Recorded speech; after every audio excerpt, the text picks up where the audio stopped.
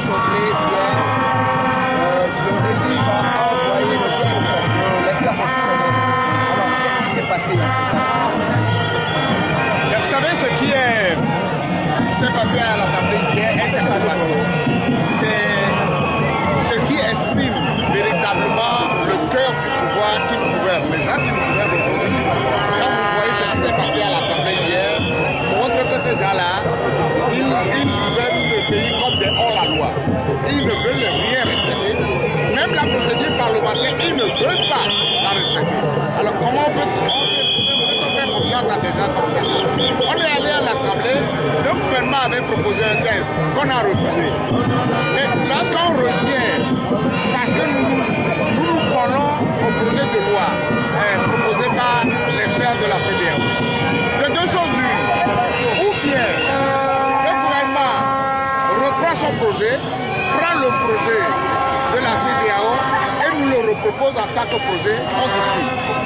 Ou bien le gouvernement lui-même dit, je prends le projet là pour amender librement avec toutes les dispositions contenues pour que nous puissions reprendre les discussions à partir de ce texte-là.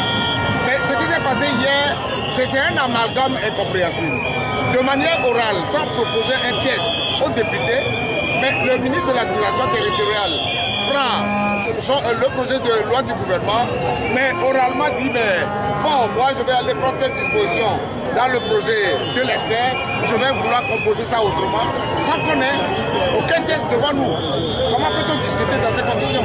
Et à la fin, on a compris que la proposition de l'expert les dérange à tel point qu'ils veulent nous pousser à entrer dans une discussion par des amendements pour totalement charcuter le texte. Il y a certaines dispositions de ce texte qui les amènent, donc nous on n'est pas tombé dans ce piège-là.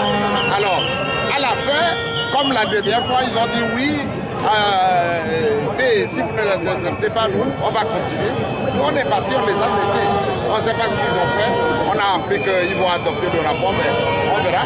Mais tout ça là, moi j'estime que c'est des soubresauts, c'est des gestes de désespérés, des gens quelqu'un qui se noie, il est dans l'eau, il s'accroche à tout, des brindilles, et pas des brindilles pour subsister. Mais ils ne subsisteront pas, parce que nous allons leur résister.